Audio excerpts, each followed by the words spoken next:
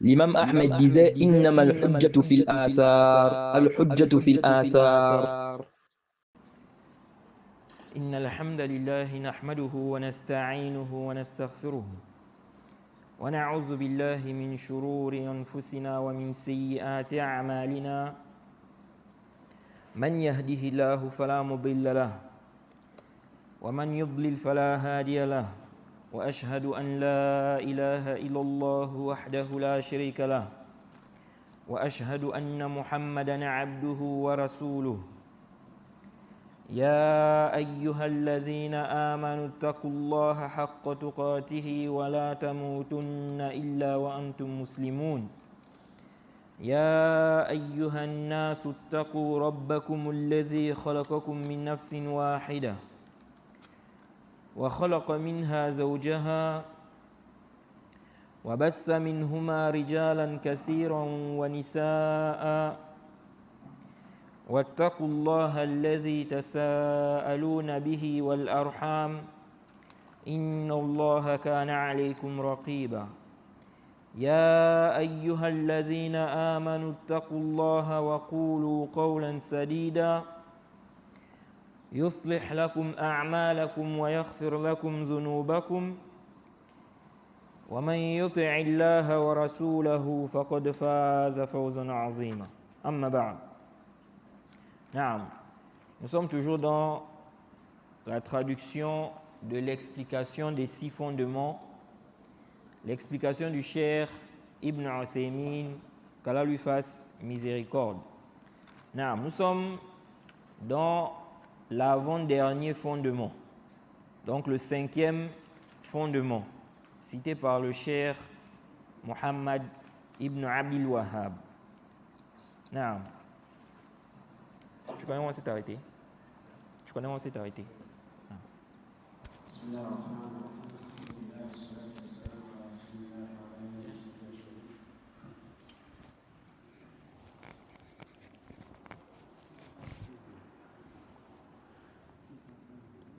يقول الشيخ رحمه الله: وكرامات أولياء الله إنما حصلت ببركة اتباع رسول الله صلى الله عليه وسلم. وكرامات أولياء الله إنما حصلت ببركة اتباع رسول الله صلى الله عليه وسلم.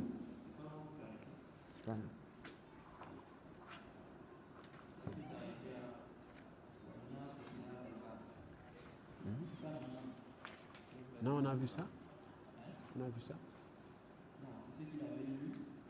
Je pense qu'on n'avait pas travaillé. Ah, ok. J'étais devant.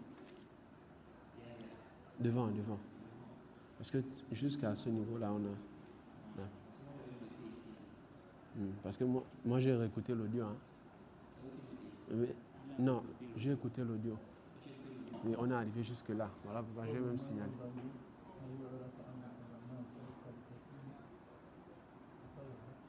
Sinon ici, là, j'ai écouté jusque-là.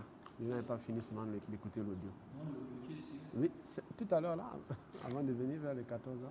Non, le début c'est... Non, je n'ai pas fini l'audio.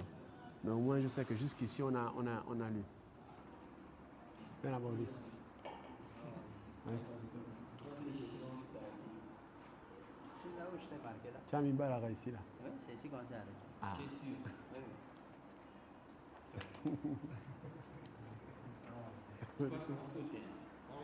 Tu es sûr, là? C'est ici quand même qu'on s'est arrêté. Quand on a lu ici, on s'est arrêté là. Maintenant, vous avez expliqué. Il a expliqué tout. Ça, là, il avait expliqué ça. Ok. Donc ça veut dire que le début c'est... Tu as écouté l'audio, là? Non, je n'avais pas fini. Ça veut dire que le début c'est... Le début, c'est l'autre, la suite, là. Là, c'est ici qu'on doit... Ici, non? Ici qu'on doit commencer. Oui, Karamatu Awliya Illah. Oui. Donc on reprend à partir de Watel Kathir. Ok. نعم. وتجد كثيرا من هؤلاء عمدتهم في اعتقاده كونه وليا لله أنه قد صدر عنه مكاشفات في بعض الأمور أو بعض التصرفات الخارقة للعادة، وليس في شيء من هذه الأمور ما يدل على أن صاحبها ولي لله، بل قد اتفق أولياء الله على أن الرجل لو طار في الهواء أو مشى على الماء لم يغتر به حتى ينذر متابعته لرسول الله صلى الله عليه وسلم وموافقته لأمر الله ونهيه. وكرامات أولياء الله تعالى أعظم من هذه الأمور، وهذه الأمور الخارقة للعادة وإن كان صاحبها وليا لله فقد يكون عدوا لله، فإن هذه الخوارق تكون لكثير من الكفار المشركين وأهل الكتاب والمنافقين، وتكون لأهل البدع وتكون من الشياطين، فلا يجوز أن يظن أن كل من كان له شيء من هذه الأمور أنه ولي لله، بل يعتبر أولياء الله بصفاتهم وأفعالهم وأحوالهم التي دل عليها الكتاب والسنة، ويعرفون بنور الإيمان والقرآن وبحقائق الإيمان الباطنة وشرائع الإسلام الظاهرة.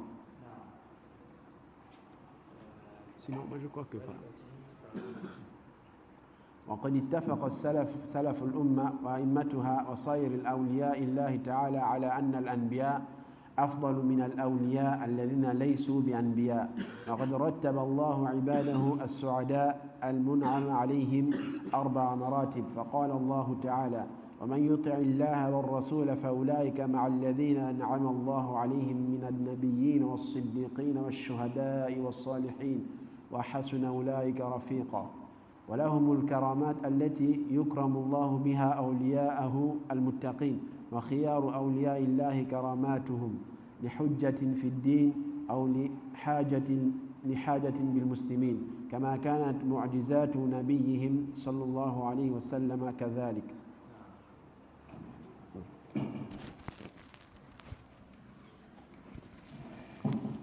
طيب. Alors le cheikh l'islam ici nous dit ceci. Il dit, tu verras que beaucoup d'entre eux, d'entre les gens, ceux qui, n'est-ce pas, considèrent qu'un tel est wali, un tel est wali, et en réalité, il n'est pas quoi? Il n'est pas wali. Il dit, beaucoup d'entre eux, tu verras que leur argument, il se base sur quoi pour dire qu'un tel est wali? Il dit, beaucoup d'entre eux, leur argument, dans leur croyance qu'un tel est wali, c'est quoi? C'est que ce dernier a fait, n'est-ce pas, des choses, ok, parmi les découvertes. Ou bien, on va dire, ici, il a eu comme, selon eux, une révélation. Ou bien, il a eu à faire des agissements qui sortent de l'ordinaire. Ok? Donc, il a eu à faire des choses extraordinaires. Donc, il se base sur ça pour dire qu'un tel est quoi? Il est wali.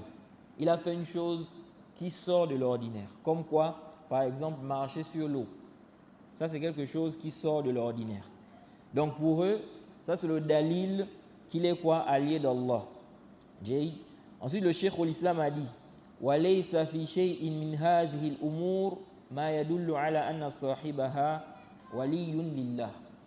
Il dit, il n'y a rien dans cela qui prouve que ce dernier est un allié d'Allah. Et si on voit bien, si on médite bien, cette partie des propos du cheikh vient répondre à la préoccupation du frère, le frère qui avait posé la question là. Voilà le frère là. Non. La réponse à la question, c'est là. Ok? C'est pourquoi on avait dit en réalité que si on a bien compris les propos du cheikh l'islam et l'explication du cheikh Ibn Uthaymin, on voit déjà la différence. Quelle est la différence entre l'allié d'Allah qui a un prodige et puis, n'est-ce pas, on va dire l'allié du diable, ok, dont on voit aussi qu'il a eu à faire quelque chose qui sort de l'ordinaire, quelque chose d'extraordinaire. Comment on va faire la différence? La différence, c'est quoi? La différence, c'est ce que le cheikh l'islam a cité. Donc, il nous dit ici là que cela ne prouve pas que la personne est alliée d'Allah. Qu'est-ce qui ne prouve pas que la personne est alliée d'Allah? Qu'est-ce qui ne prouve pas cela? Hein? Non. Ou bien? Non. Ok. Donc ça là seulement, tu ne peux pas te baser sur ça. Il a marché sur l'eau. Et on l'a vu, il est en train de s'envoler. Ou bien on a vu faire ceci ou cela, parmi les choses extraordinaires. Ça là, le Cheikh al-Islam dit, ça ne prouve pas que la personne est alliée d'Allah. Ok? Taïb. Ensuite il dit, les alliés d'Allah sont unanimes. Ok? Ils sont unanimes. Que si un homme vole dans les airs ou bien marche sur l'eau, on ne doit pas être trompé par cela, jusqu'à ce qu'on regarde son suivi du messager et son adhésion aux ordres et aux interdictions du messager. Vous voyez? Donc, les choses qui sortent de l'ordinaire, même si on voit ça de quelqu'un, on ne doit pas dire directement que c'est un allié, que c'est un allié d'Allah. On doit regarder son suivi du messager. Ok? Donc, si on voit que c'est quelqu'un qui est dans les innovations, ok, qui est dans, n'est-ce pas, la perversité, ici on ne va pas dire quoi? Que c'est un allié d'Allah. Non. Ensuite, il a dit, les prodiges des alliés d'Allah, n'est-ce pas, sont plus grands que ce genre de choses. Il dit, et ces choses-là, extraordinaires, ces choses qui sortent de l'ordinaire là, ok? Il dit, si l'auteur, ou bien on va dire celui qui fait ça, s'il est allié d'Allah, ok, tant mieux, alhamdulillah, ok?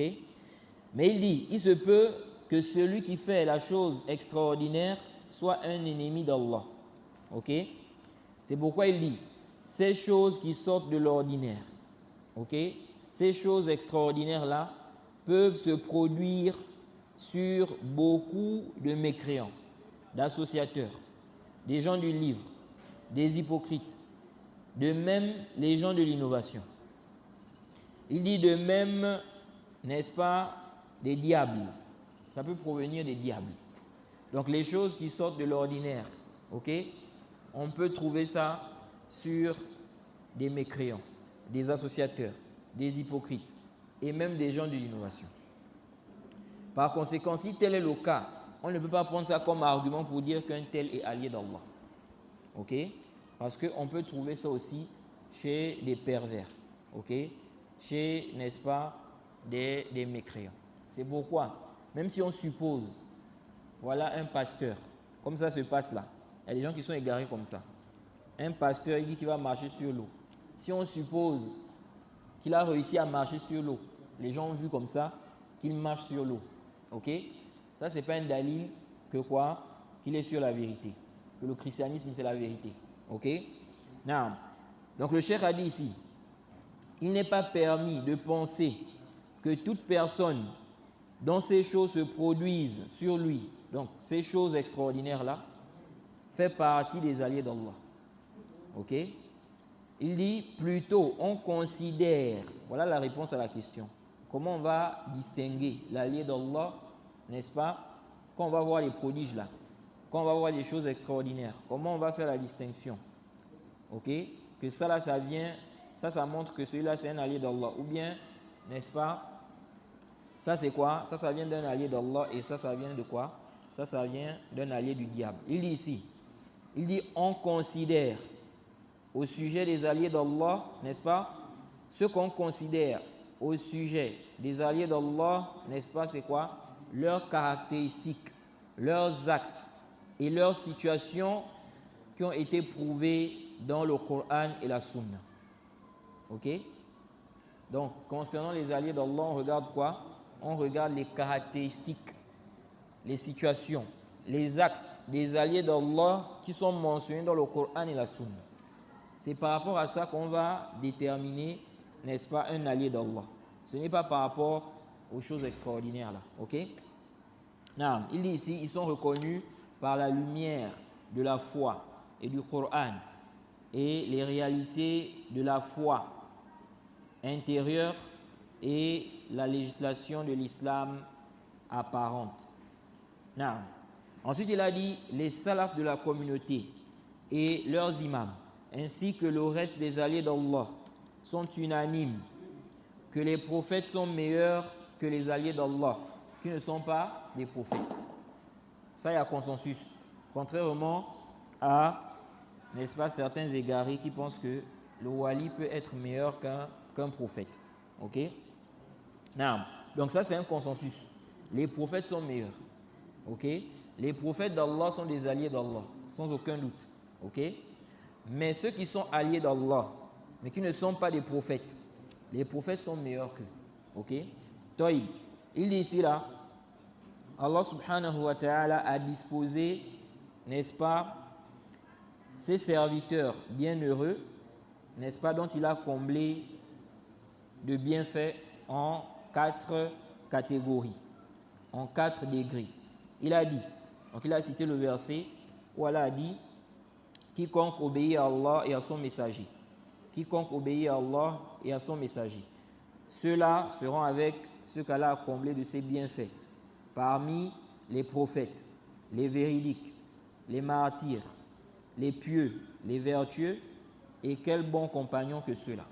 Donc on a commencé par les prophètes, ensuite les véridiques, ensuite les martyrs, ensuite les pieux. Ok? Ensuite le Cheikh al-Islam a dit ici que les alliés d'Allah, ceux-là ont des prodiges à travers lesquels Allah honore, n'est-ce pas, ses alliés pieux. Et il dit les meilleurs, n'est-ce pas, des alliés d'Allah, ok, leurs prodiges là sont quoi? C'est pour que ça soit un argument dans la religion, ou bien pour un besoin des musulmans, ou pour un besoin des musulmans, si les musulmans en ont besoin. Ok? Il dit comme c'était le cas des miracles des prophètes. Ok? Les miracles des prophètes, ce sont des arguments pour prouver que le prophète, c'est un véritable prophète. Ok? Donc ça aussi, ce sont des arguments. Non.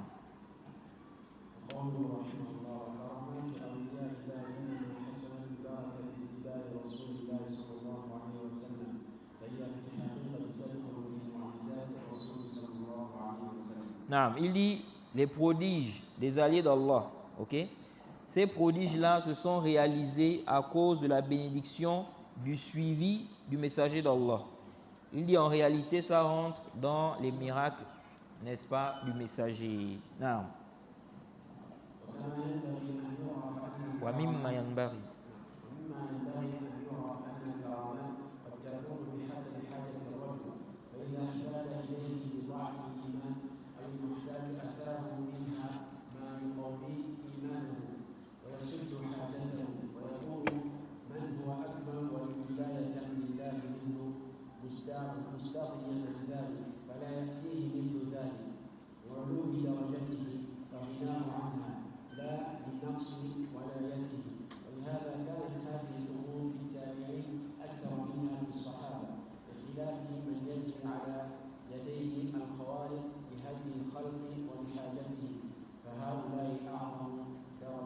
Naam. Le Cheikh al-Islam dit, parmi les choses qu'il convient de connaître, c'est quoi? C'est que ces prodiges-là, ces choses qui sortent de l'ordinaire, il dit, il se peut que cela soit en fonction du besoin de l'homme. Ok? Il se peut que cela soit en fonction du besoin de l'homme. Ok? Il dit, s'il a besoin de cela à cause de sa faiblesse de foi, donc quelqu'un peut avoir une faible foi, et Allah, n'est-ce pas, Allah fait en sorte qu'il ait un prodige, afin d'augmenter quoi? Sa foi. Ok? Il dit, ou bien, n'est-ce pas, il dit, il a besoin de cela pour renforcer sa foi et, n'est-ce pas, combler son besoin. Il dit, celui donc qui a un statut d'allié plus complet que lui, il se passe de cela. On avait déjà dit ça ici. On avait dit que quelqu'un peut être pieux, ok? Il est pieux, il est même parmi les meilleurs, mais il n'a pas de prodige, ok? Dans sa vie, il n'a jamais eu de prodige, ok? Et quelqu'un qui est moins que lui, ok? Dans la foi même, il a quoi? Il a un prodige. Ça c'est quoi? Ce n'est pas une chose qui va faire douter, ok? La personne ne doit pas douter par rapport à ça. Ça c'est très important. Et ça, on peut voir ça dans le waqi'. Ok? tu peux voir dans les histoires, on va te dire tel tabi'i, il a eu tel prodige. Mais si tu regardes parmi les compagnons, n'est-ce pas, tu ne vas pas trouver un compagnon par exemple qui a eu ça. Ça ne veut pas dire que le tabi'i là est quoi? Il est meilleur que le compagnon. Ok? Non, ça c'est quoi? C'est une réalité. Ce que le Cheikh al-Islam dit ici, c'est quelque chose qui est quoi? Qui est réel, qu'on peut ici observer. Ok? Non. Donc il dit ici, celui-là qui a donc un statut d'allié plus complet, il se passe de cela. Et donc, il n'a pas ce genre de prodige. Ok? Il dit à cause de son degré élevé et du fait qu'il se passe de cela. Pas parce que, n'est-ce pas, il a un manquement dans son statut d'allié. Ok? Il dit c'est pourquoi ces choses-là, donc ces choses qui sortent de l'ordinaire là, il dit on trouve ça chez les tabi'in plus que chez les compagnons. Ok? Quand vous regardez les livres où on parle des prodiges, ok? On parle de ce qui est authentique. Parce qu'il y a des prodiges aussi. Parfois on raconte, on dit non, un tel a eu tel prodige parmi les salafs. Mais si on regarde le isnad, la chaîne de transmission, ce n'est pas prouvé. Ok? Dans ce qui est authentique là, il dit c'est pourquoi on voit que ces choses-là extraordinaires, ou ces choses qui sortent de l'ordinaire là, on trouve ça plus chez les disciples des compagnons que chez les compagnons. Pourtant, les compagnons sont meilleurs qu'eux. Ok? Now, il dit aussi ici, contrairement, n'est-ce pas, à celui pour qui se réalisent des choses extraordinaires, n'est-ce pas, pour guider les gens à cause de leurs besoins. Ok? Ceux-ci ont quoi? Un degré plus élevé. Ok? Donc Allah peut faire cela aussi pour que ça soit une cause de guider. Donc, envers son allié. Ok? Now. والناس في خوارق العادات على ثلاثة أقسام قسم يكذب بوجود ذلك لغير الأنبياء. Donc, ça veut dire quoi? Si on a bien compris tout ça là, si on voit quelqu'un, il a eu une chose, ou il fait quelque chose qui sort de l'ordinaire, ok? On va regarder sa voix. Est-ce que c'est un homme de la sunna? Est-ce que c'est quelqu'un de pieux? Ok? Si on voit que c'est un innovateur ou bien un pervers, on ne va pas ici dire que c'est un allié d'Allah. Ok? Et que ça montre quoi? Qu'il a été honoré par rapport à ça. Non. وربما صدق به مجملا وكذب ما يذكر له عن كثير من الناس لكونه عنده ليس من الأولياء منهم من يظن أن كل من كان له نوع من خلق العادة كان وليا لله وكلا الأمرين خطأ ولهذا تجد أن هؤلاء يذكرون أن للمشركين وأهل الكتاب نصارى يعينونهم على قتال المسلمين وأنهم من أولياء الله أولئك يكذبون أن يكون معهم من له خاطر عادة والصواب القول الثاني وهو أن معهم من ينصرهم من جنس الإسلام من أولياء الله عز وجل وفيما نقل كفاية إن شاء الله تعالى ومن أراد المزيد فليرجع إلى الأصل والله الموفق. Non. Ensuite, le Cheikh Ibn Uthaymin a terminé son explication du 5e fondement par cette partie des propos du Cheikh al-Islam Ibn Taymiyyah. Le Cheikh al-Islam dit les gens concernant, n'est-ce pas, les choses qui sortent de l'ordinaire ou bien les choses extraordinaires, les gens sont en 3 catégories. Ok? Comme on l'a expliqué, on l'explique souvent, que dans la religion, vous allez trouver souvent 2 extrêmes. Ok? Et puis un juste milieu. Le musulman doit toujours chercher le juste milieu. Ok? Donc même dans ce qui est prouvé, même dans ce qui est quoi? Confirmé, vous allez trouver des gens qui exagèrent. Dans les adorations, des gens qui exagèrent. Même dans les péchés, des gens qui exagèrent. Et puis vous trouvez ceux qui sont aussi laxistes. Ok? Donc le cheikh dit ici, concernant les choses extraordinaires là, les gens sont en 3 catégories. Première catégorie, il dit, il y a ceux-là qui ont démenti l'existence, n'est-ce pas, des prodiges, des choses qui sortent de l'ordinaire, n'est-ce pas, au sujet, n'est-ce pas, des personnes qui ne sont pas des messagers. Ok? Donc, en dehors des messagers, en dehors des prophètes, Il y en a qui ont dit quoi? Les prodiges là, ça n'existe pas. Ok? Les choses qui sortent de l'ordinaire, ça n'existe pas. Ok? Et on avait déjà parlé de ça ici. On avait vu que leur ambiguïté, c'est quoi? Ils disent que si on dit ça, ok, les gens seront dans quoi? Dans la confusion. Ok? Parce qu'on ne va plus faire la différence entre le miracle du prophète, n'est-ce pas? Celui qui est prophète, et puis celui qui n'est pas quoi? Prophète. Ok? Car des gens qui ne sont pas des prophètes peuvent également faire des choses extraordinaires. Ok? C'est ça leur ambiguïté. Et on avait réfuté cela. On avait dit quoi? Qui se rappelle de la réfutation? On a parlé de la réalité. Ah. Ce qu'on voit vraiment, ça contredit leur parole. Non, il y a ça, la réalité. Mais ce qui est plus fort que ça,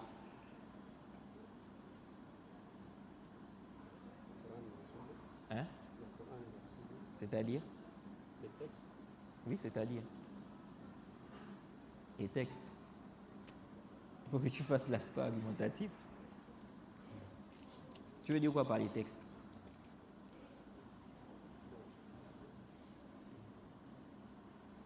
Qui voit? Comment réfuter ça? Si quelqu'un vous dit, vous qui dites qu'il y a des prodiges là, il dit c'est faux. Ce n'est pas vrai. Comment on va dire qu'il y a des prodiges? Si tu dis ça, ça veut dire qu'on ne va plus faire la différence entre les miracles des prophètes et puis ce que vous appelez les prodiges des Aouliya. Et ça va mettre les gens dans la confusion. Comment Allah va faire en sorte que des gens en dehors des prophètes aient des choses qui sortent de l'ordinaire? Ça va mettre les gens dans la confusion. Donc ça veut dire qu'aujourd'hui, on peut démentir un prophète. Parce qu'on va dire que qu'est-ce qui prouve que ce qu'il a fait là, c'est un miracle des prophètes? Il y a des textes des Tabi'in qui nous sont des prodiges. Les textes des Tabi'in. Non. Comment on vient de le mentionner? Non. Mais si lui te dit non, moi je ne crois pas. C'est pas prouvé. Il est petit. Il dit c'est pas prouvé.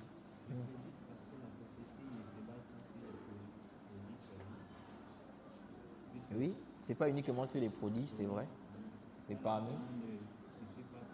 les arguments. Mais moi, je veux l'argument le plus fort parce que lui, il a dit ici, la réalité prouve que ce qu'ils disent là, c'est faux. Parce qu'on voit ça. On voit que des gens qui ne sont pas des prophètes, n'est-ce pas, ont des choses qui sortent de l'ordinaire. Ok? Maintenant, j'ai dit, il y a ce qui est plus fort que ça. Oui, ce qui est plus fort, c'est les exemples qui sont dans le Coran, comme Marie. Très bien. Ok? Les exemples qui sont dans les textes. Taïb. Parce que ceux qui disent ça là, ceux qui ont renié là, ils sont en train de parler des gens qui se réclament de l'islam. Ok? Sinon, le mécréant, lui, son débat, c'est d'abord sur quoi? Le fait qu'il croit en l'islam. Ok? Donc, quelqu'un qui se réclame de l'islam, il dit ça, ça n'existe pas. Ok? On lui dit quoi? Les preuves montrent que ce qu'il dit est quoi? Les preuves montrent que ce qu'il dit est faux. Puisque dans les preuves du Coran et de la Sunna, on voit qu'il y a des gens qui ont eu des choses qui sont sorties de l'ordinaire. Exemple, et qui n'étaient pas des prophètes.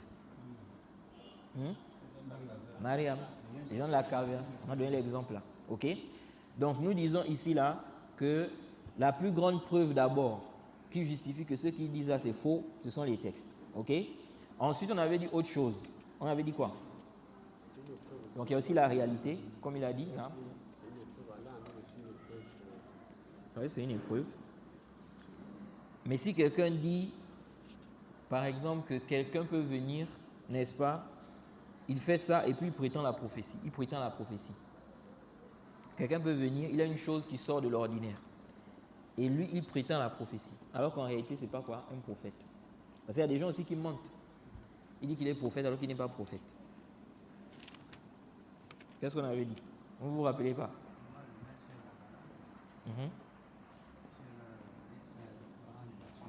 Non. Bon, déjà, nous, dans notre communauté, ça, on ne peut pas être trompé par ça. Pourquoi? Quelqu'un qui vient, on voit une chose qui sort de l'ordinaire et puis il dit qu'il est prophète. Donc, nous, déjà, on ne peut pas être trompé par ça. Parce qu'il n'y a plus de prophète après le prophète Mohammed sallallahu alayhi wa sallam. Non, donc tu disais, on va ici peser. On va peser quoi? Hein? Ses actes. Ses œuvres. Taïb. Donc ça veut dire on va regarder est-ce que c'est quelqu'un, n'est-ce pas, qui a les caractéristiques des gens de la Sunna, ou bien des alliés d'Allah. Ok? Donc, ça veut dire quoi? Parce qu'il faut bien vous rappeler de ce que le Cheikh al-Islam a dit. Il dit que ces choses-là, qui sortent de l'ordinaire, là, ça peut se produire sur les associateurs, les gens de l'innovation, etc. Donc, ça veut dire quoi? Ça veut dire qu'on ne peut plus se baser uniquement sur ça. Maintenant, il a dit, comment on va faire la distinction? Il a dit, on va regarder ici, là, son suivi du messager. On va regarder les sifat, les caractéristiques des alliés d'Allah qui sont mentionnés dans les textes. Ok? Donc, si on voit que celui-là, il n'a pas ces caractéristiques-là, automatiquement, n'est-ce pas, ce qu'il dit, ou bien s'il prétend être un allié d'Allah, on dit quoi? Que ce n'est pas quoi? Vrai. Ok? Ce n'est pas vrai.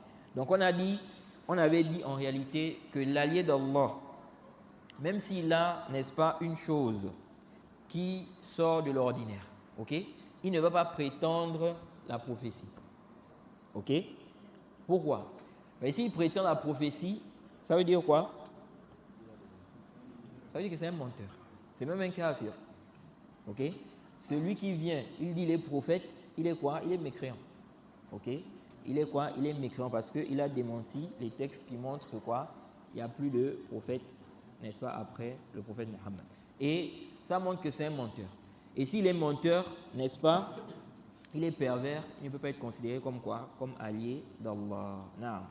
Et on avait aussi dit que quant à ceux qui mentent, celui qui va mentir en prétendant la prophétie, on avait dit que la prophétie, là, Allah connaît où il met son message. Ok? Allah choisit parmi les hommes. Quand quelqu'un va être prophète, là, il choisit les meilleurs. Ok? Il choisit les meilleurs. C'est pourquoi vous allez voir que les prophètes, là, ils sont connus pour avoir un bon comportement. Ils sont connus pour être quoi? Véridiques. Donc, si quelqu'un, on voit, n'est-ce pas, que c'est un pervers, ou bien on voit que ce n'est pas quelqu'un qui est connu pour avoir un bon comportement. Aujourd'hui, il vient, il dit qu'il est prophète. On ne va pas accepter. Oui. Vous allez voir certaines personnes aujourd'hui, là, parmi ceux qui se disent pasteurs, là.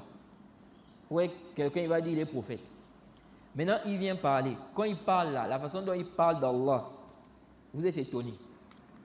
Hein, Farouk, comme celui dont je t'avais envoyé la vidéo, là. Je pense qu'il est de Côte d'Ivoire. C'est-à-dire, quelqu'un qui dit qu'il est prophète. Mais son langage, ça c'est pas le langage d'un homme qu'on va dire qu'il est prophète. Oui. Hein? J'ai oublié son nom là. C'est quoi son nom? Qui connaît? Tu connais son nom? On dirait qu'il fait la comédie. Je pense que ça doit être Judéon. Non, c'est pas Judéon. Non, non, non. Il avait même dit quoi? J'ai oublié même ce qu'il avait dit dans son truc. Tu te rappelles ce qu'il avait dit? Hein? En fait, tu as l'impression que c'est même un comédien. Oui. Non, c'est pas Makoso. Mais Makoso aussi, ça fait partie des choses qui montrent que regarder des gens comme ça. Est-ce que vous voyez? Quelqu'un comme ça, là, il dit que c'est un homme de Dieu, soi-disant. Selon lui. Homme d'Allah. Ok, tu es un homme d'Allah et tu fais des choses qui ne sied pas. Donc, Allah connaît où il met quoi? Sa risala. Allah choisit les meilleurs des hommes. Ok? C'est facile à distinguer. Des gens qui disent qu'ils sont des prophètes là, c'est facile. Quand vous regardez seulement leur vie, vous pouvez voir que lui ne peut pas être un prophète. Ok? Sa vie là montre qu'il ne peut pas être quoi? Un prophète. Ok? Taïb. Ensuite, il a dit quoi ici? Le Cheikh al-Islam a dit, donc il y a ceux qui ont nié l'existence des prodiges en dehors des messagers. Ok? Il dit, il se peut qu'ils y croient de manière générale. Ok? Et ils ont démenti ou bien ils démentent ce qu'on leur mentionne venant de beaucoup de gens. Ok? Ce que beaucoup de gens leur mentionnent concernant cela. Donc, ils ne croient pas. Quand on leur dit, ça c'est produit. Il y a eu ceci, il y a eu cela, ils ne croient pas. Il dit, car chez eux, ils ne font pas partie des alliés d'Allah. Non. Il dit, et il y en a qui pensent que tout celui, n'est-ce pas, pour qui une chose extraordinaire se produit, il fait partie des alliés d'Allah. Ok? Donc on a ceux-là qui ont nié l'existence des prodiges. Le Cheikh al-Islam dit, il se peut que parmi eux, il y en a qui acceptent de manière générale. Ok? Ensuite il dit, il y a d'autres, ils pensent que tout celui pour qui une chose extraordinaire se produit, c'est un allié d'Allah. Il dit les deux groupes-là sont en erreur. Ok? Ils sont quoi? Ils sont en erreur. Ensuite, il a dit, c'est pour cela tu trouves, n'est-ce pas, que ceux-là, on mentionne d'eux, que les associateurs, les gens du livre ont quoi? Ils ont eu, n'est-ce pas, des gens qui les ont aidés à combattre les musulmans. Ok? Et que ceux-là faisaient partie des alliés d'Allah. Il dit ici là que ceux-là, n'est-ce pas, ils ont démenti. Ceux-là ont démenti qu'il y a avec eux, n'est-ce pas, des choses qui sortent de l'ordinaire. Il dit ce qui est juste, c'est la troisième parole. Il s'agit de quoi? Qu'ils avaient avec eux des gens qui les ont, soutenus de leur genre et non des alliés d'Allah. Okay? C'est-à-dire qu'il y a des gens, n'est-ce pas, ils ont dit que les associateurs, les gens du livre, ont avec eux des gens qui les soutiennent pour combattre, n'est-ce pas, les musulmans. Ok? Maintenant, qui sont ceux qui les soutiennent là? Ok?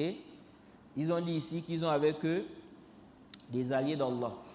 Ok? Maintenant, le Cheikh l'Islam dit ce qui est juste, c'est qu'ils ont des gens qui les soutiennent de leur genre. Ok? Donc, ce n'est pas qu'ils ont eu quelque chose d'extraordinaire. Ok? Par exemple, ils ont eu un combat, on va dire ici quoi? Ils ont été soutenus peut-être par les anges, des choses de ce genre-là. Non. Ils disent avec eux des gens qui les soutiennent de leur genre. Non. Ensuite, le Cheikh Ibn Uthaymin a dit, dans ce qu'on a mentionné ici, là, il y a ce qui suffit. Ok? Si Allah le veut. Il dit celui qui veut plus, donc plus d'infos sur le sujet là, qu'il reparte, n'est-ce pas, au livre du Cheikh l'Islam Ibn Taymiyyah, à la base du livre. Ok? Non. Et ici là, le Cheikh Ibn Uthaymin, il a cité juste des passages. Ok? Si vous voyez bien, on a mis des références ici là. Ok? Il a pris des passages comme ça. Ce n'est pas que ça s'enchaîne comme ça dans le livre. Ok? Non. Non. Donc il a terminé avec l'explication de ce fondement-là.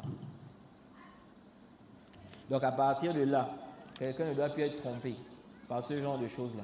Même s'il voit la télé, un tel marche sur l'eau, un tel s'envole. Ou bien on dit non, il est parti au pèlerinage et puis il est revenu, n'est-ce pas, en une nuit ou bien en 2 jours. Tout ça là, tu ne peux pas te baser sur ça pour dire que quoi?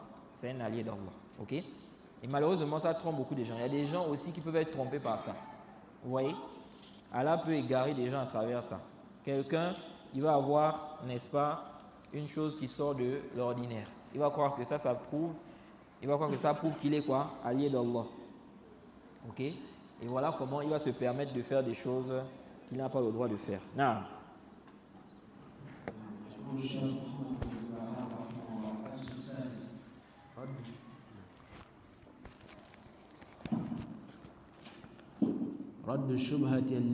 رد الشبهة التي وضعها الشيطان. نعم. الأصل السادس رد الشبهة التي وضعها الشيطان في ترك القرآن والسنة واتباع الآراء والأهواء المتفرقة المختلفة، وهي أن القرآن والسنة لا يعرفهما إلا المجتهد المطلق، والمجتهد هو الموصوف بكذا وكذا أوصافا لعلها لا توجد تامة في أبي بكر وعمر، فإن لم يكن الإنسان كذلك فليعرض عنهما فرضا حتما لا شك ولا إشكال فيه، ومن طلب الهدى منهما فهو إما زنديق وإما مجنون لأجل صعوبة فهمهما. فسبحان الله وبحمده كم بين الله سبحانه شرعا وقدرا خلقا وأمرا في رد هذه الشبهة الملعونة من وجوه شتى بلغت إلى حد الضروريات العامة، ولكن أكثر الناس لا يعلمون. لقد حق القول على أكثرهم فهم لا يؤمنون. إنا جعلنا في أعناقهم أغلالا فهي إلى الأذقان فهم مقمحون، وجعلنا من بين أيديهم سدا ومن خلفهم سدا فأغشيناهم فهم لا يبصرون، وسواء عليهم أأنذرتهم أم لم تنذرهم لا يؤمنون. إنما تنذر من اتبع الذكر وخشي الرحمن بالغيب فبشره بمغفرة وأجر كريم. آخره والحمد لله رب العالمين، وصلى الله على سيدنا محمد وعلى آله وصحبه وسلم تسليما كثيرا إلى يوم الدين. Donc ici, le cheikh Muhammad ibn Abdul Wahhab nous mentionne le 6e fondement. Donc c'est le dernier fondement que le cheikh a cité ici. Il dit ici là, donc 6e fondement, réfutation de l'ambiguïté établie par le diable pour, n'est-ce pas, inciter à délaisser, ok, pour inciter à délaisser le Coran et la Sunna. Donc réfutation de l'ambiguïté établie par le diable pour inciter à délaisser le Coran et la Sunna au profit du suivi des opinions et passions diverses et divergentes. Ok? Quelle est donc cette ambiguïté-là? Donc, il y a des gens, n'est-ce pas, qui ont envoyé, il y a des gens qui ont mentionné une ambiguïté. Cette ambiguïté-là, c'est quoi? En réalité, c'est pour empêcher, n'est-ce pas, que les gens puissent suivre le Coran et la Sunna, pour suivre les opinions. Ok? Pour suivre quoi? Les opinions et les passions divergentes. Hein? C'est ça même. Voilà, c'est lui. Exactement. Et subhanallah, quelqu'un comme ça là, des gens le suivent. J'ai. Oui, on ne peut même pas parler, dire même ce qu'il a dit. Même. Tellement ce qu'il a dit là, c'est vraiment grave. C'est tellement grave qu'un musulman même ne peut pas prononcer même ça. C'est quoi son nom? Ils ont mis quoi le nom? Zungrana.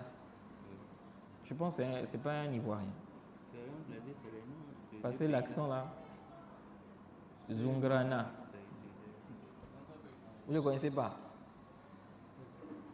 Je suis tombé comme ça sur une de ses vidéos. Tu as l'impression qu'il est comédien.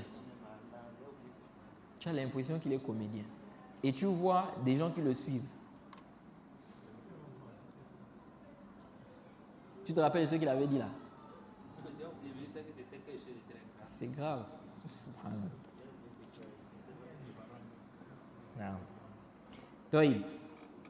Donc il dit ici, réfutation de l'ambiguïté établie par le diable pour inciter à délaisser le Coran et la Sunna au profit, n'est-ce pas, du suivi des opinions et passions diverses et divergentes. Ok? Quelle est donc cette ambiguïté? Le cheikh dit ici là, il dit, il s'agit d'établir, de dire que le Coran et la Sunna ne peuvent être compris que par un savant qui a atteint le plus haut degré lui permettant de faire l'effort d'interprétation. Ok? Personne ne peut comprendre le Coran et la Sunna, sauf un savant qui a atteint le plus haut degré lui permettant de faire quoi? L'effort d'interprétation, d'extraire les sentences des textes.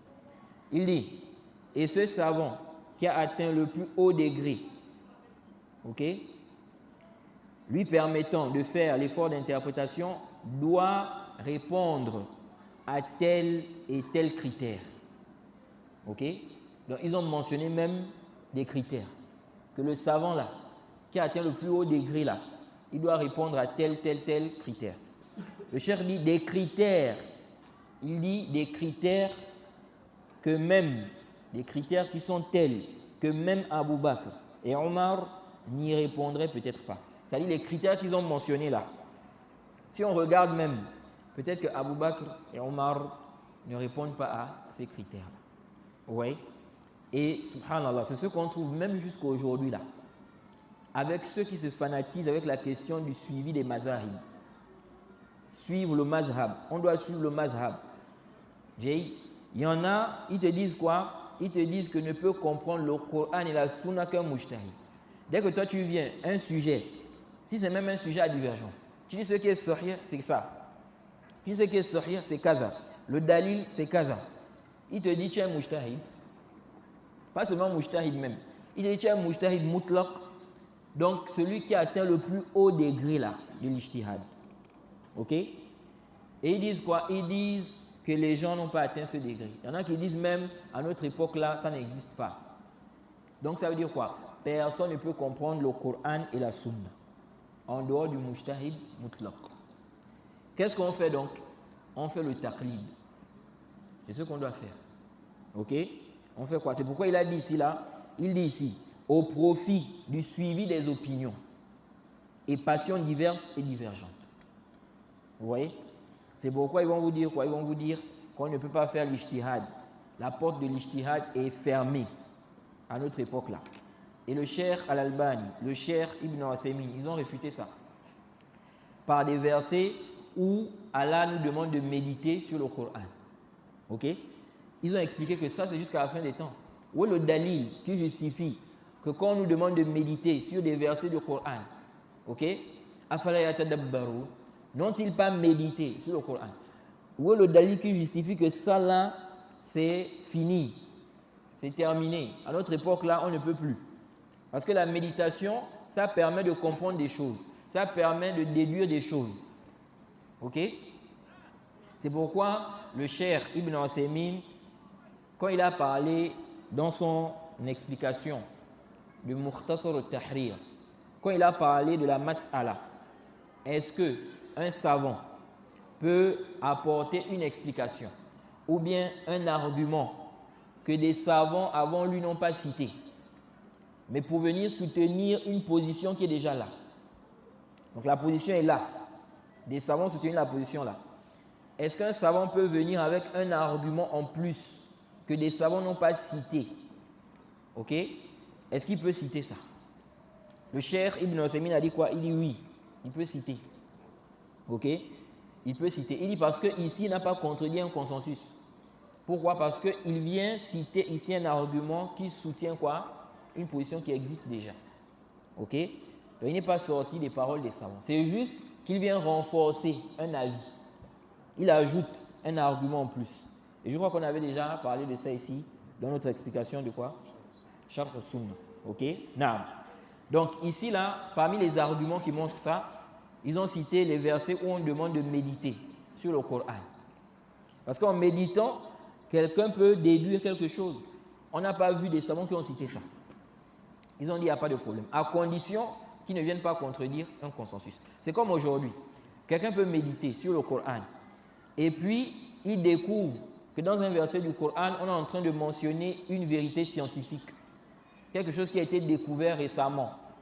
Ok? Il dit, mais quand on regarde dans le Coran, Allah avait déjà fait allusion à ça. Il déduit ça d'un verset. On ne va pas dire ici que c'est interdit. Du moment où il ne vient pas contredire quoi? Un consensus. Ok? Donc le Coran, ok? On nous demande de méditer sur le Coran. L'ijtihad, c'est jusqu'à la fin des temps. On ne va pas dire que c'est fini. On ne peut plus faire l'ijtihad. Ok? Toïb. Donc, ça c'est quoi l'ambiguïté de ces gens-là? Ils disent quoi? Que le mujtahid, celui qui peut comprendre les textes, c'est le mujtahid. Donc quand toi tu viens, tu dis, l'avis que moi je trouve juste dans ce sujet-là, c'est tel avis, à cause de ceci, cela. Ils te disent, tu es mujtahid. Hein? Tu dis, mais voilà le dalil. Il dit, non, il se peut qu'il y a un texte là-bas qui montre que c'est khas.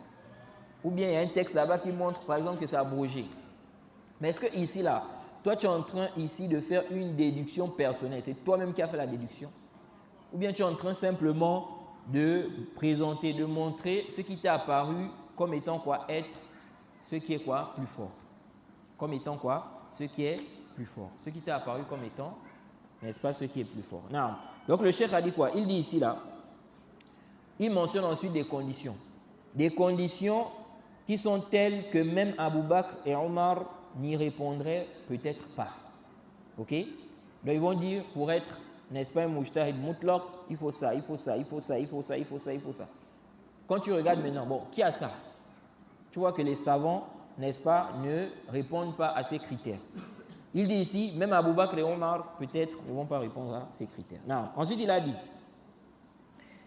si l'homme, ok, ou bien l'homme qui ne remplit pas ces critères, ces conditions-là, doit obligatoirement et incontestablement s'abstenir de chercher à tirer des enseignements du Coran et de la Sunna. Ok? Il n'y a pas de doute, n'est-ce pas, ni de problème en cela. Ok? Donc, si tu n'as pas atteint le degré du mujtahid mutlaq, tu ne peux pas tirer des enseignements du Coran et de la Sunna. Ok? Ensuite, le cheikh a dit quoi? Il dit ici, Celui qui va donc chercher la guider à travers le Coran et la Sunna, il est soit hérétique, hypocrite, ou bien il est fou. Il voit que tu es fou. Si tu dis non, voilà la mas'ala, je veux regarder quel est l'argument qui est plus fort. Ou bien tu dis les savants ont divergé, on doit renvoyer la divergence au kitab et à la sunna. Il dit tu es fou. Ok? Parce que tu n'as pas atteint le degré du mujtahid, mutlaq. Comment tu vas faire la distinction de ce qui est sahih, de ce qui n'est pas sahih? Jaïd. Et ça c'est complètement batilun. Naam. Donc pourquoi ils ont dit ça? Pourquoi ils disent qu'il est fou? Bien c'est un hérétique, un hypocrite.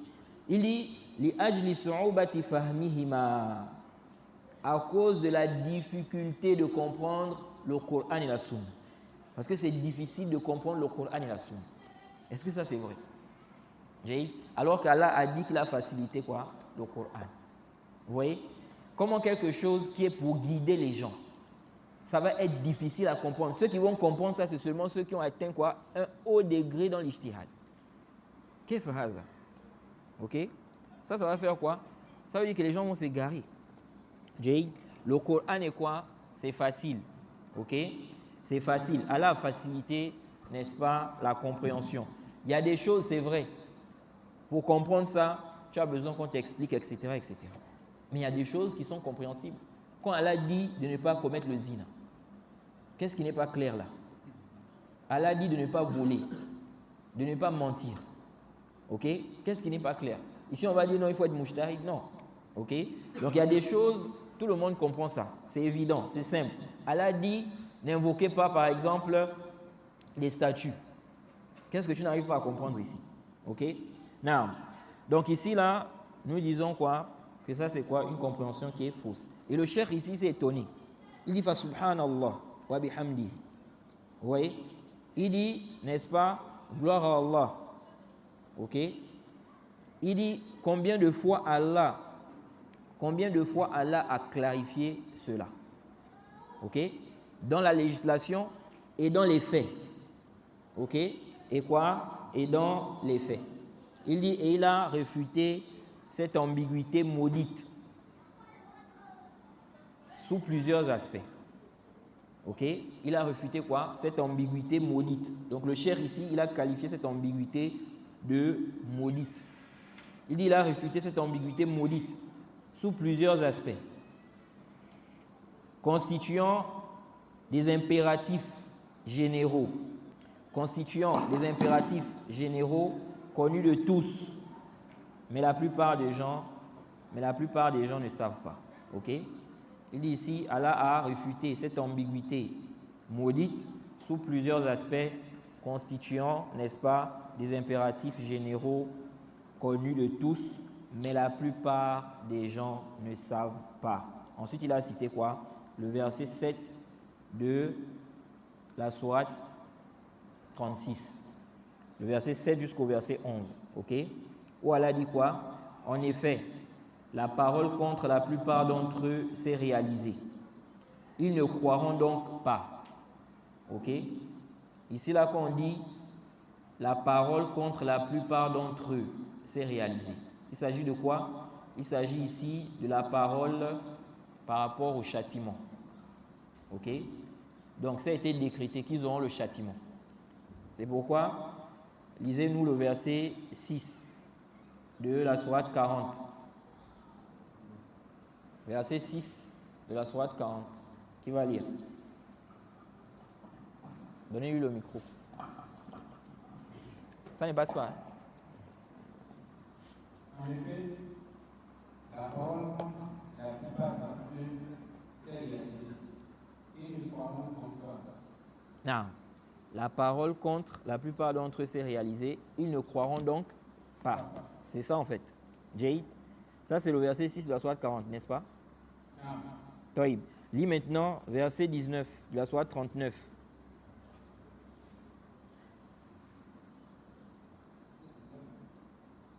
Verset 19 de la sourate 39. Et bien quoi, celui contre qui s'avère le décret du châtiment, est-ce que nous sommes celui qui est dans le feu? Reprends. Et bien quoi, celui contre qui s'avère le décret du châtiment, est-ce que tu sauves celui qui est dans le feu? Non. Vous voyez? Donc Allah dit ici là, il dit celui contre qui s'avère le décret du châtiment. Ok? Est-ce que tu sauves celui qui est dans le feu? Sauves-tu celui qui est dans le feu? C'est-à-dire celui dont le châtiment a été décrété. Ok? Sur lui. Celui dont le décret, c'est quoi? C'est qu'il sera châtié. Tu ne peux pas le sauver. Ok? Tu ne peux pas le sauver. Donc celui dont le feu, ça a été décrété, qui sera en enfer, qui va aller en enfer, tu ne peux pas, n'est-ce pas, le guider. Même s'il voit toutes les preuves, il ne peut pas être guidé. Ok? Donc, quand elle a dit ici, en effet, la parole contre la plupart d'entre eux s'est réalisée. Ils ne croiront donc pas. C'est-à-dire ceux-là dont, n'est-ce pas, le décret du châtiment, n'est-ce pas, a été quoi? Prononcé. Ok? Non, elle a dit ici, nous mettrons des carcans à leur cou, et il y en aura jusqu'au menton. Et voilà qu'ils iront tête dressée. Et nous mettrons une barrière devant eux et une barrière derrière eux. Nous les recouvrirons d'un voile. Ok? Et voilà qu'ils ne pourront rien voir. Toïb. Et au verset 10, cela leur est égal que tu les avertisses ou que tu ne les avertisses pas. Ils ne croiront jamais. Ok? Ensuite, Allah dit, tu avertis seulement celui qui suit le rappel, le Coran, et craint, n'est-ce pas, celui qui possède l'immense miséricorde, malgré qu'il ne le voit pas. Annonce-lui un pardon et une récompense généreuse. Donc le cheikh a cité ça pour dire quoi? Parce qu'il a dit ici, walakinna aktharan nasi la ya'lamun. La majorité des gens ne savent pas. Ensuite, il a cité le verset. Et dans le verset, on dit ici quoi? On dit en effet, la parole contre la plupart d'entre eux, n'est-ce pas, c'est réalisé. Ils ne croiront donc pas. Ok? Toïb. Ici, là, on peut voir qu'il y a un ishkal. Celui qui n'a pas bien compris la croyance des gens de la Sunna, ou bien qui n'a pas assez de science, ou bien qui a ignoré ici, là, ce principe-là, il peut voir un ishkal. Car ici, là, on voit qu'Allah dit, il nous fait comprendre que celui dont le châtiment a été décrété. Ok? Il a dit quoi? Le verset 19 de la sourate 39 là, on peut relire ça. Non. Et bien quoi, celui contre qui s'avère le décret du châtiment, est-ce que tu sauves celui qui est dans le feu? Non. Allah dit ici là, celui contre qui s'avère le décret du châtiment. Est-ce que tu sauves celui qui est dans le feu? Donc celui dont on a décrété l'enfer, tu ne peux pas le sauver. Ok? Tu ne peux pas le sauver. Alors ici là, Allah dit également que la parole contre la plupart d'entre eux s'est réalisée, ils ne croiront donc pas. Ok? Et Allah dit ici là, nous mettrons des carcans à leur cou et il y en aura jusqu'au menton. Il dit, et nous mettrons une barrière devant eux et une barrière derrière eux. Et nous les recouvrirons d'un voile. Ils ne vont pas voir. Quelqu'un peut dire, comment ça? Ok? Est-ce que ça là, ça ne veut pas dire que quelqu'un, n'est-ce pas, n'est pas responsable? Parce qu'on a décrété qu'il va aller en enfer. Ok? On a décrété qu'il va aller en enfer. Que même si tu l'avertis là, ok, il ne va pas croire. Même si tu montres tous les signes, même si tu montres toutes les preuves, il ne va pas accepter le message. Car ça a été décrété qu'il ira en enfer. Ok? Ici là, comme les gens de science expliquent, c'est connu qu'Allah guide à l'égard. Ok? Allah punit et Allah récompense. Parmi les punitions, il y a le fait qu'Allah te rende aveugle. Ok?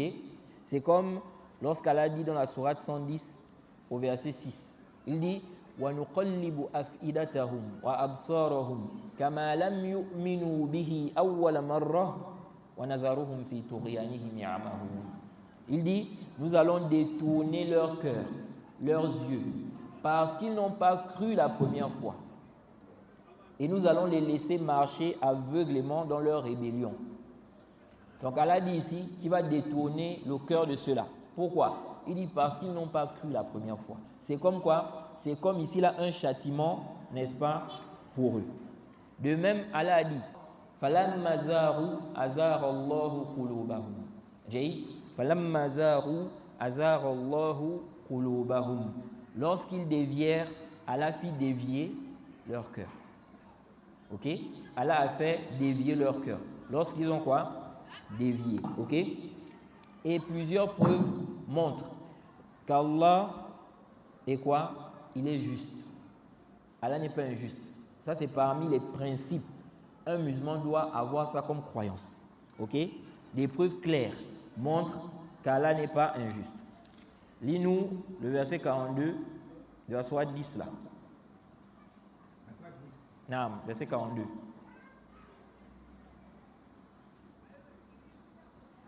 42 jusqu'à 44. 42 jusqu'à 44. Et il y en a parmi eux qui te prêtent l'oreille. Est-ce toi qui fais entendre les sourds, même si tu es incapable de comprendre? Non.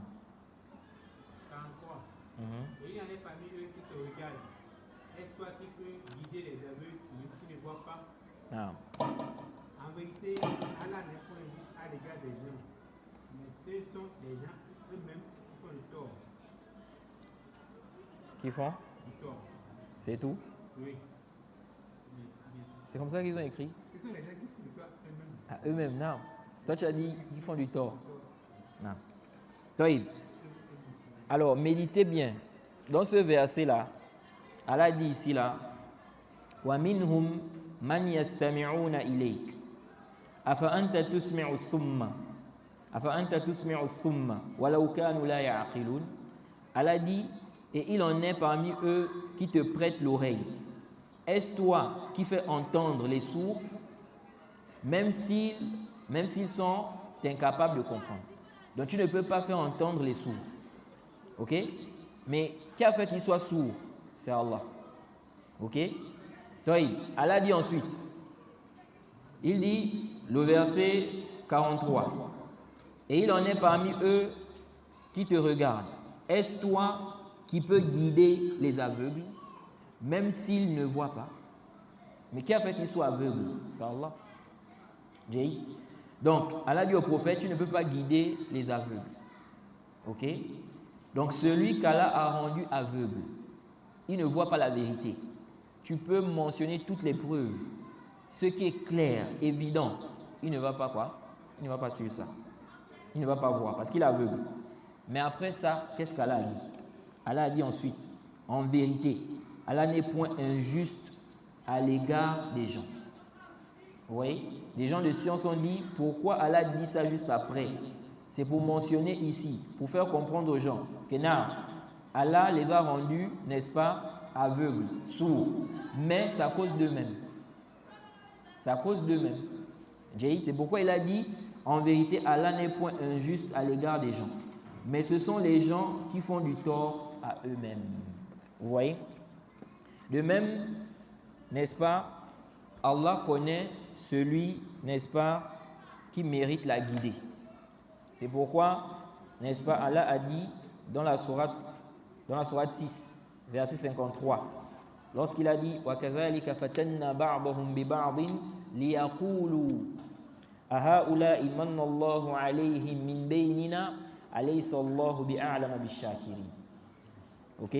Dans le verset 53 de la sourate 6, Allah dit, et c'est ainsi, nous éprouvons les gens, les uns par les autres. Ok?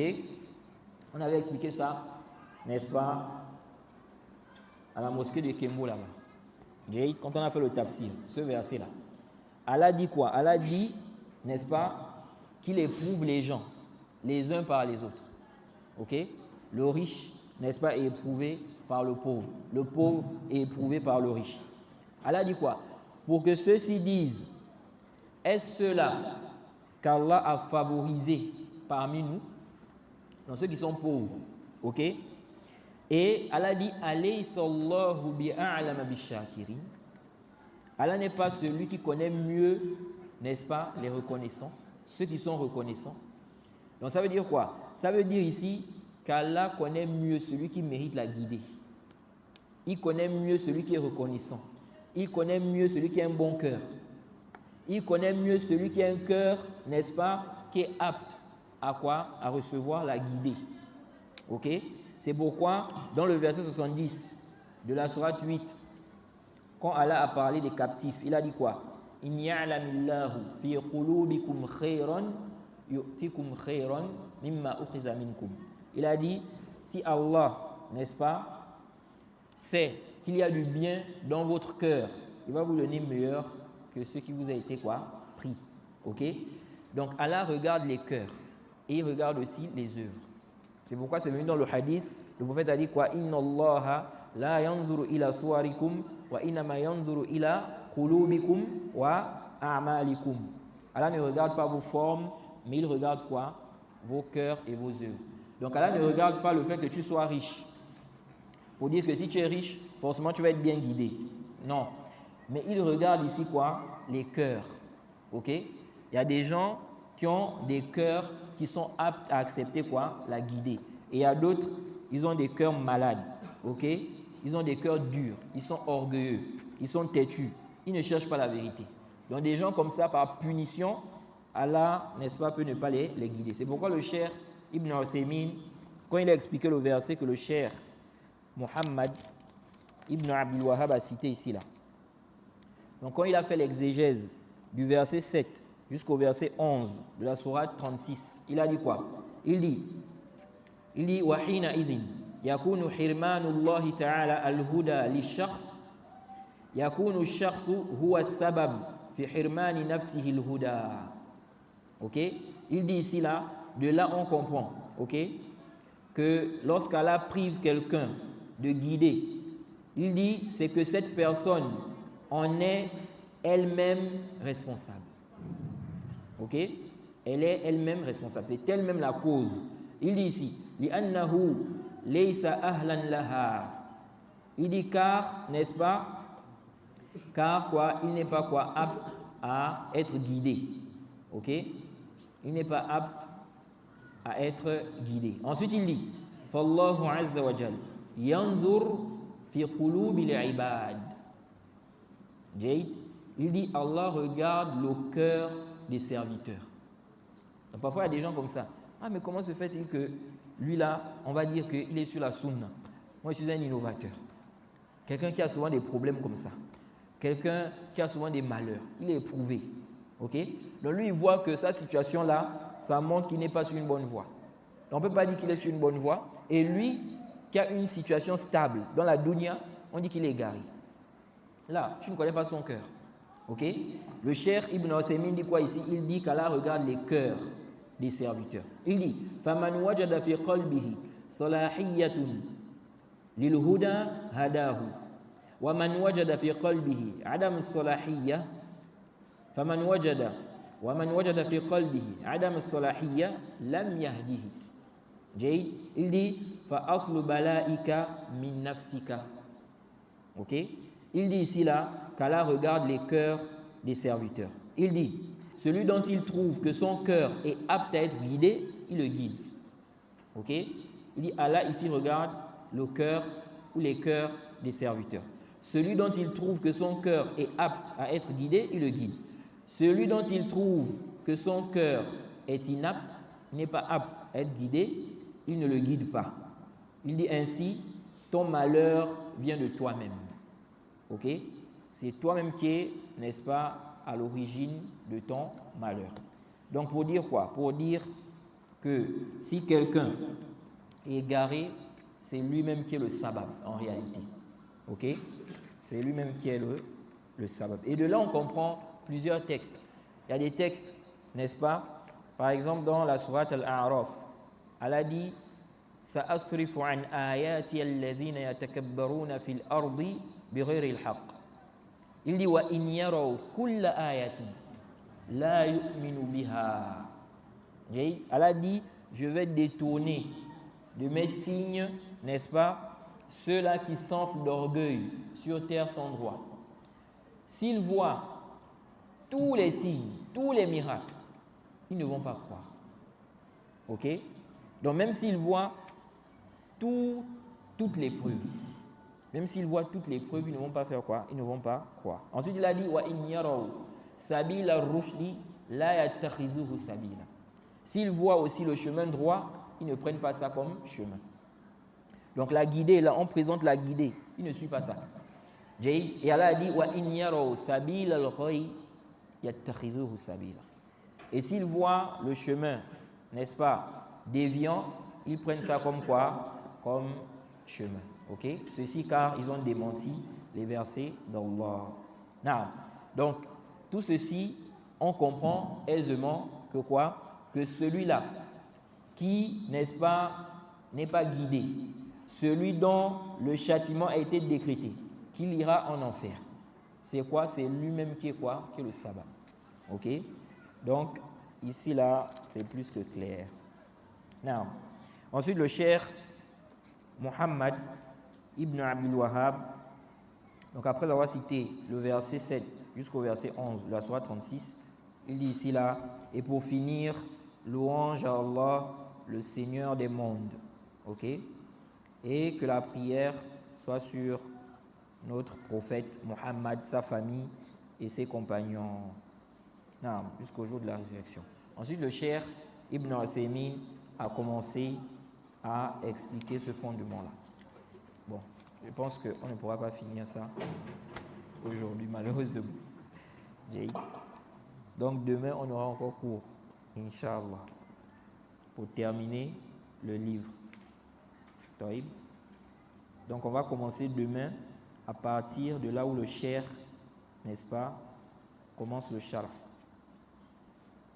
C'est bon, non? Il faut noter pour qu'on ne cherche pas. Où est-ce qu'on s'est arrêté? Non. Donc là, parce que je vois que si on continue là, c'est mieux qu'on s'arrête là. Non. Non. Vas-y, oui. Moi, ma question c'est de savoir quand on peut apporter une preuve lors d'une divergence, une preuve qui n'a pas été apportée par les deux avis. On peut apporter une preuve pour soutenir un avis. Mais est-ce que ça fait partie de ça, le fait que le samedi ou le vendredi passé, tu as mis le fait que pour soutenir l'avis que derrière l'imam, on n'a pas besoin de dire la fatiha. Tu as mis le fait que le frère Moussa et son frère, quand le frère Moussa faisait le droit, son frère dit Amin. Allah dit qu'on a exaucé les deux prières. Et ça fait partie du fait d'amener pour soutenir l'avis de ceux qui disent qu'on le. Oui, mais il y a des savants qui ont mentionné ça. Ah, oui. Il y a des savants qui ont mentionné ça. Non. Oui? Tu avais une question ici? Wa alaykoum salam.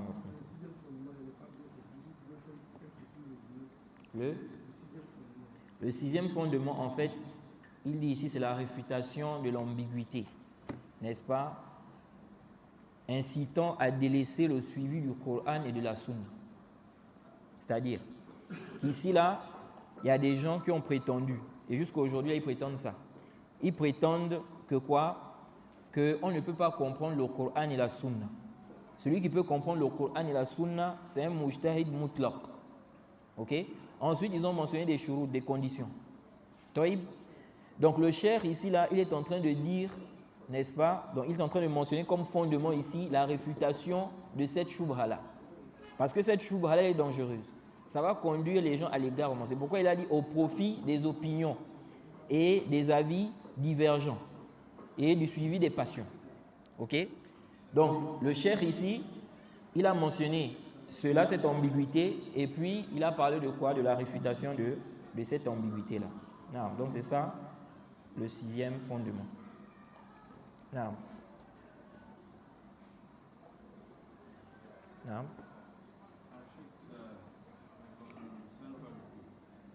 Ça ne concerne pas le cours. Non.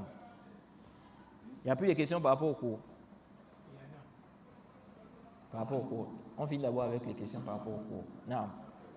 Vous avez dit que c'est chacun qui peut être la cause de son égarement ou bien son idée. Il y a un indice là qui m'embrouille beaucoup, qui m'échappe. Où le prophète sallallahu alayhi wa sallam a dit il y a certains gens qui vont œuvrer les œuvres du paradis. Lorsqu'ils vont leur rester un enfant pour entrer au paradis, Allah va changer leur situation et ils vont amener maintenant l'œuvre de l'enfer. Et rentrer en enfer. Envoyer en enfer. Bon, ce qu'Hadith-là, ça m'embrouille beaucoup dans la compréhension par rapport à ce que vous avez expliqué là tout à l'heure. Dans quel sens? Quelqu'un qui œuvre durant toute ta vie Non. dans l'œuvre du paradis. Non. Oui. Et lorsqu'il va lui rester un enfant pour qu'il rentre au paradis, oui. Allah va changer sa situation. Non. Il va plutôt oui, moi je veux que vous faites ressortir l'ishkal. C'est-à-dire la problématique à quel niveau? La problématique, c'est vrai. Pourquoi, comme il était guidé jusqu'à la fin de sa vie, ça veut dire qu'il est la cause de sa guidée là. Comment se fait-il qu'il est la cause? J'ai compris, mais je voulais qu'il explique. Enfin, l'ishkal que lui voit, puisque on a dit quoi, la personne est guidée par rapport à son intention. La personne, elle est égarée par rapport, elle est la cause de son égarement. Elle est la cause. Oui. Donc ça veut dire que si quelqu'un est la cause de sa guidée jusqu'à la fin de sa vie, de son égarement. Voilà, comment cette cause-là peut se transformer encore en une cause d'égarement? Non. Oui. C'est pourquoi il faut aussi savoir expliquer parfois, n'est-ce pas, ce qu'on a, ce qu'on veut, n'est-ce pas, exprimer. Non. Ici, là, il n'y a pas d'ishkal. Ok? Non. Allah a dit quoi? وَالَّذِينَ جَاهَدُوا فِينَا لَنَهْدِيَنَّهُمْ سُبُلَنَا. Ceux qui font des efforts pour notre cause, nous allons les guider sur nos sentiers. Ok? Ceux qui font des efforts là, Allah les oriente, Allah les guide. Toïb. Maintenant, comment comprendre le hadith là? On dit quelqu'un, il fait des œuvres des gens du paradis. Jusqu'à ce qu'il ne reste plus entre lui et le paradis qu'un enfant. Et qu'est-ce qu'il fait ensuite? Il fait des œuvres des gens de l'enfer et il va en enfer. Tout d'abord, dans le récit, on dit qu'il fait des œuvres des gens de l'enfer. À la fin. Toïb. Quelqu'un peut dire, est-ce qu'on ne peut pas dire? Est-ce que quelqu'un ne peut pas dire que c'est une injustice? Quelqu'un, pratiquement toute sa vie, il est en train de faire des œuvres des gens du paradis. Maintenant, quand c'est vers la fin de sa vie, il fait quoi? Des œuvres des gens de l'enfer, il va où c'est? Il va en enfer. Ok? Nous disons il n'y a pas d'ishkal. Parce que ce hadith-là, le prophète a dit quoi? Fima yabdu linnas. Ok? Dans le Sahih Muslim, le prophète a dit quoi? Il fait des œuvres des gens du paradis dans ce qui apparaît aux gens. Ok? Ça veut dire quoi? Ça veut dire que celui-là, en réalité, il n'était pas sincère. Les gens ont vu en apparence qu'il fait des œuvres des gens du paradis, mais alors qu'en réalité, il n'était pas quoi? Sincère. Ok? Sinon, Allah, n'est-ce pas, il est généreux. Quelqu'un qui fait des efforts toute sa vie, il est sincère. Et puis, vers la fin de sa vie, il s'égare là. Si la personne s'égare à la fin de sa vie, c'est elle-même qui a été quoi? Le sabbat. Ok? Donc ici, là, quand le prophète a dit, il fait des œuvres des gens du paradis, il a dit clairement, Fima yabdu linnas, dans ce qui apparaît aux gens. Donc ce sont les gens qui voient ça, que ça sont les œuvres des gens du paradis. Ok? Mais en réalité, n'est-ce pas, c'est quelqu'un qui n'était pas quoi? Il n'était pas sincère. Non. Donc il n'y a pas d'ishkal. Et son contraire où le professeur c'est lui qui fait les œuvres des gens de l'enfer. Non. Oui. Il n'y a pas d'ishkal aussi. C'est-à-dire qu'ici, là, quand on parle, et ça aussi c'est un point, peut-être j'ai oublié de mentionner ça. Quand on parle de la guidée, quand on dit quelqu'un mérite la guidée là, il s'agit de quel mérite? Les gens de science ont expliqué ça. Quand on dit il mérite là, c'est un mérite, n'est-ce pas, on va dire, de grâce. Ok?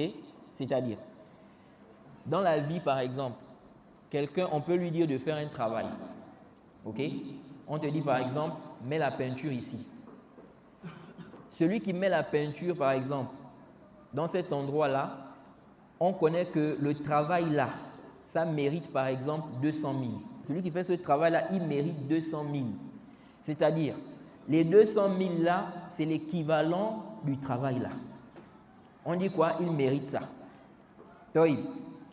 Maintenant, il y a aussi une catégorie de mérite. Tu mérites, on t'a donné ça. Mais c'est quoi? C'est un mérite de grâce. C'est-à-dire, si on regarde bien ce que tu as fait là, ce n'est pas l'équivalent. Ok? Mais comme tu as quand même fait quelque chose, tu as fait une cause, à cause de ça, on t'a fait grâce. Ok? C'est comme ça lorsqu'on parle de la guidée. Quand on dit que la personne mérite la guidée, ok? Ça ne veut pas dire que c'est quelqu'un qui est quoi? C'est quoi? C'est une guidée, c'est un mérite qui est quoi? D'équivalence. Ok? Non, mais c'est plutôt, c'est une grâce d'Allah. C'est-à-dire, Allah a vu en lui des choses qui ont fait en sorte qu'il le guide. Mais si on regarde bien, est-ce que c'est l'équivalent de cette guidée-là, ce bienfait qu'il a guidé là? Non. Ok?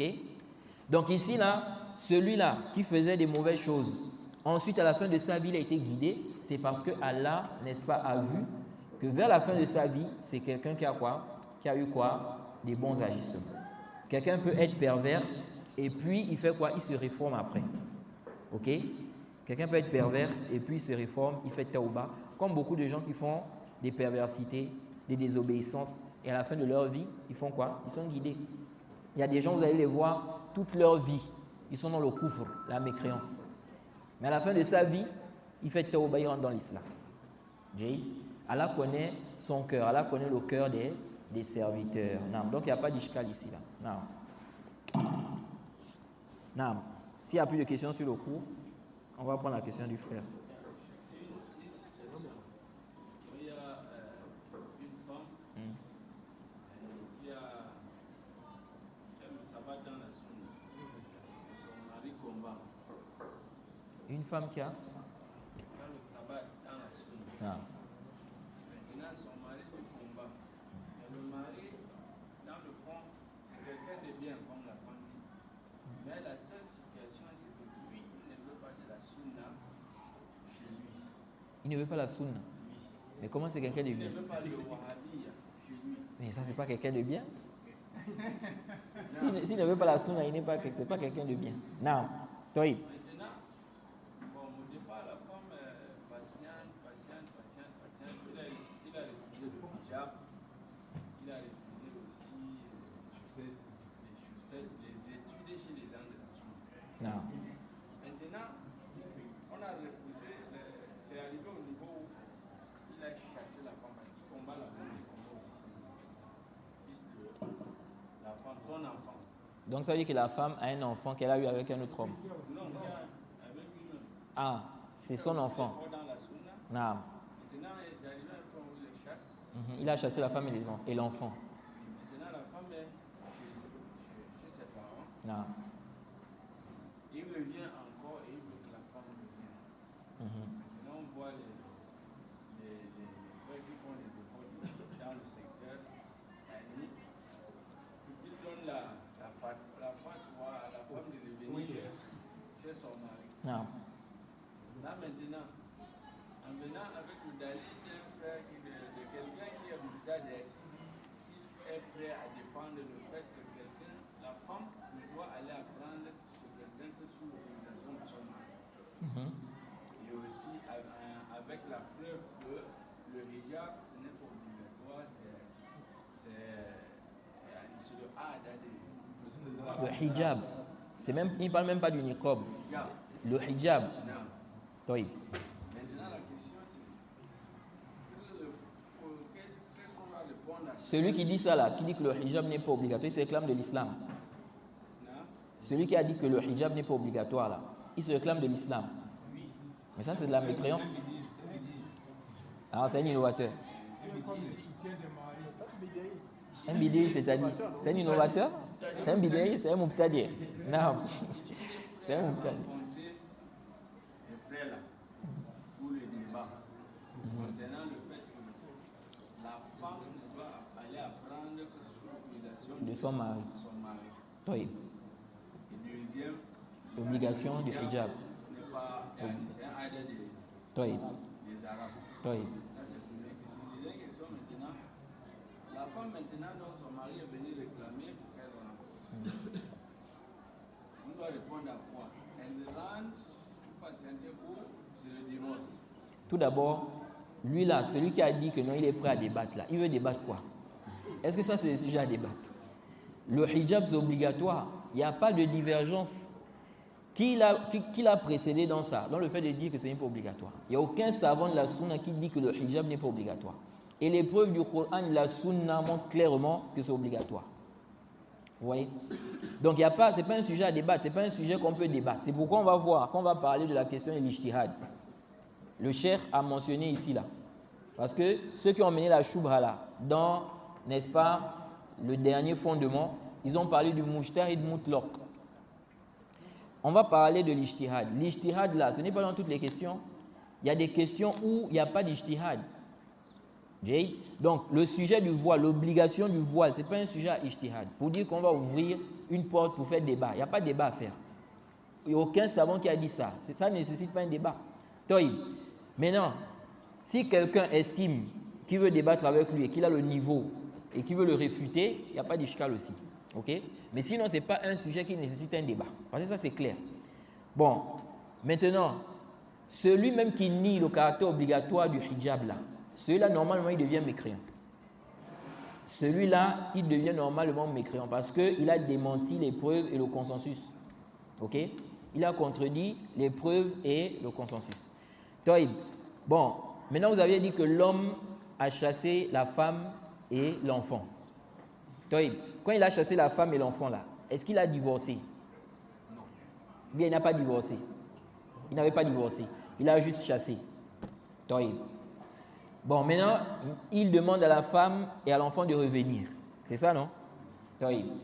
Est-ce qu'il est prêt à revenir sur la sunna, à suivre la sunna? La femme a donné deux conditions. Pour qu'elle revienne, elle doit porter son hijab. Non. Deuxième condition, elle doit aller apprendre la sunna. Il dit que si il faut qu'il réponde à ces deux conditions, que la femme reste. Khalas. S'il ne veut pas ça, alors qu'il la libère. Ok? Il ne veut pas libérer. Non, il doit la libérer. Elle a, déjà, ça, c'est son droit d'abord. Une femme, si un mari lui dit de ne pas porter le hijab, parce que pas d'obéissance, comme le prophète a dit, la ta'ata li makhlouq fi ma'siyatil khaliq. Pas d'obéissance à la créature dans la désobéissance au Créateur. On n'a pas le droit d'obéir à une créature pour désobéir au Créateur. Si le mari dit à la femme qu'elle ne doit pas porter le hijab, elle veut porter le hijab, il dit non, tu ne portes pas ça. Elle a le droit de demander quoi? L'annulation de l'acte de mariage. Donc quand c'est comme ça là, elle demande l'annulation de l'acte de mariage et lui, il doit la libérer. Si maintenant il refuse là, il faut que des frères, des imams aillent le voir. Tu dis? Pourquoi? Ils peuvent déjà couper, c'est l'heure. Ah, ok, d'accord. Toi, qui va faire la zone? Non, c'est bon, non? Ou bien avant encore un autre point? Donc, la dame doit maintenir sa position. Oui, elle maintient sa position. Elle ne peut pas rester avec un homme comme ça. En plus, il ne veut pas la sunna.